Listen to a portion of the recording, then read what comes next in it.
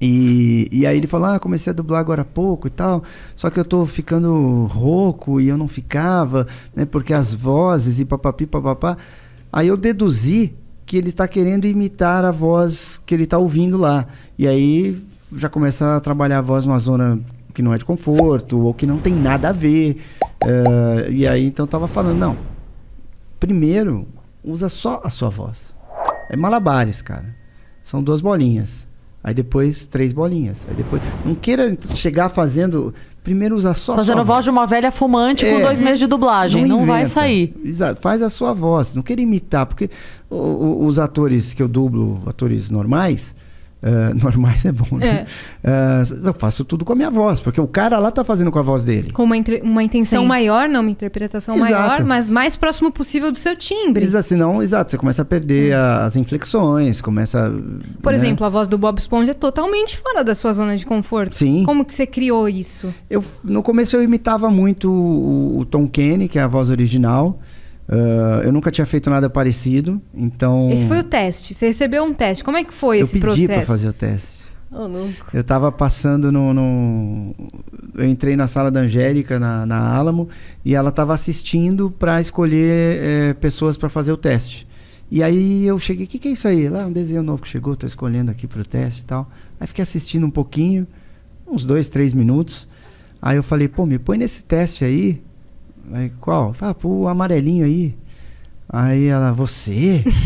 Falei, porque eu só fazia Sua voz não dá. Os galanzinhos, os bonzinhos, os rapazinhos e tal.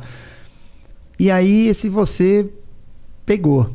Mas ela me colocou no teste. Aí quando eu fui fazer o teste, eu me dediquei bastante. Eu demorei bastante, fiquei ouvindo, tentando achar uma voz e tal. Fui aprovado.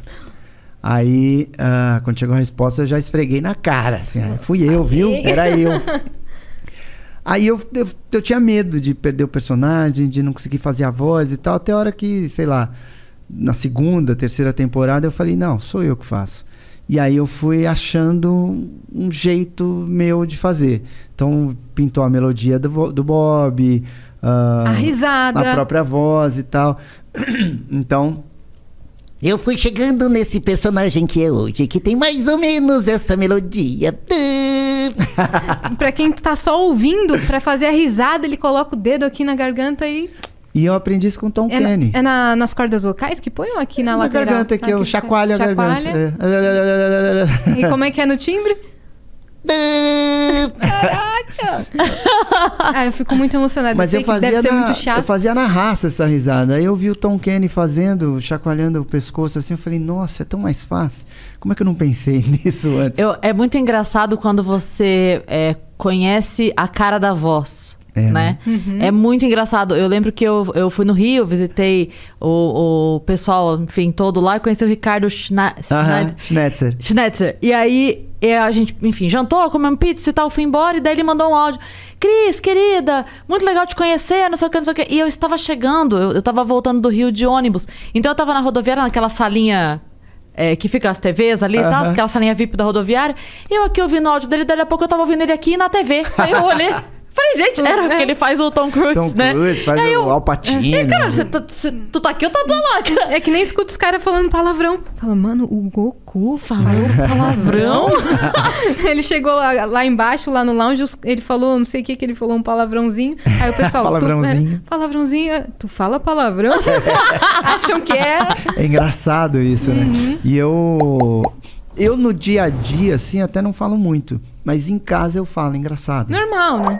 Engraçado, em casa eu falo. E na dublagem mudou esse lance de palavrão? Porque era muito trocado, né, por outras palavras. À medida em que a TV aberta vai morrendo, entre aspas, essa censura também vai diminuindo. E os clientes, hoje em dia, de fora, eles questionam o contrário. Não, por que não falou palavrão? Por que não tá natural, né? Porque não, aqui eu quero palavrão, igual tá no original. Então isso, graças a Deus... vem mudando, mas na TV aberta sempre vai ser um pouco difícil. Mas os caras são diferente, né? É diferente, assim, a gente comenta sobre isso às vezes quando você conta uma piada na TV ou no teatro, que é um saco a censura da TV, é um saco, mas é diferente, porque a TV você invade a casa da pessoa. né? No teatro a pessoa foi até lá. Então se ela levou o filho dela de 10 anos até o teatro, muito que bem, paciência. Vai ouvir um puta que pariu hora outra, Mas entendeu? é duro, porque Mas no contrário é difícil mesmo. Na TV eu acho meio hipócrita, no caso da dublagem. Ah, sim. Passa a novela, aí na novela o cara fala, porra, não sei o que, não sei o que. Aí na dublagem não pode. No filme não pode. Sim. Aí o cara tem que Você falar, acha que filho isso é um- da mãe. O filme vem depois. Então, mas é porque às vezes esse filme também vai pra sessão passar da na tarde. sessão da tarde. Aí é o filme do cara matando todo mundo, sabe? Isso me... Eu lembro de um filme que eu fiz que era uma putaria generalizada. Ele falou, pá. Aquele filme da Bandeirantes. Sim, que tinha, sim. Mas, assim, mas num pique de comédia. Mas assim, era Tipo American Pie. bunda e peito pra fora o tempo inteiro. Tá. Sacanagem, o cara transava lá com melão. Era... Aí não podia falar Os bunda. caras estão... Não podia? É tipo bunda. Mas bunda é normal. O meu exemplo da bunda é balança caixão, balança você. Dá um tapa na bunda e vai se esconder. Não, Tipo criança de 2 anos, sabe? Isso- Não, sem contar que bunda é parte do corpo. Cotovelo, perna, Bunda. rosto, bunda. Exato, Ninguém fala nádegas. Ninguém Exato. fala E tinha, nádegas. você falava o quê? Popô? Ah, sei lá, fala Bumbum? aqueles papos de dublagem, traseiro. O Tipo, é só na traseiro- dublagem. traseiro- Aí, sei lá, eu sempre fui meio chato com relação a isso, assim, meio rebelde. Porque você sabia que ia vir crítica, né? Então eu não obedecia muito. Tipo, o cara não quer que fale bunda. Mas eu também não vou falar traseiro. Então, quando é comédia, por exemplo, eu falo, esse pandeirão aí, sabe? Eu utilizava outros recursos. Eu fiz um Pra filme... ficar mais cômico, né? Eu fiz um filme que é o Birdman, que eu dublo bastante o Edward Norton. E ele faz um cara meio escroto e tal. E aí tem uma cena que vai ter a estreia da peça e Do tal. teatro, eu vi esse E filme. aí ele fala, e aponta, tá vendo aquela mulher ali? Aquela que, aí no original ele fala que parece que lambeu a bunda do mendigo, alguma coisa assim. É ela que vai definir se vai ter público ou não, se vai fazer sucesso ou não, não é você. Tipo isso. E aí voltou, pra não falar. Aí veio uma sugestão idiota, tipo isso, traseiro, sei lá o quê. E aí eu troquei por sovaco. Que lambeu o sovaco do mendigo. Ah, pronto. Porque É uma eu falei, cara, solução. eu não deu posso. Esse personagem não permite que eu fale bumbum, traseiro. Sim. Não permite. Teve um filme Sovaco também, ficou ok. Deuses e Monstros, que eu dublava o Brandon Fraser.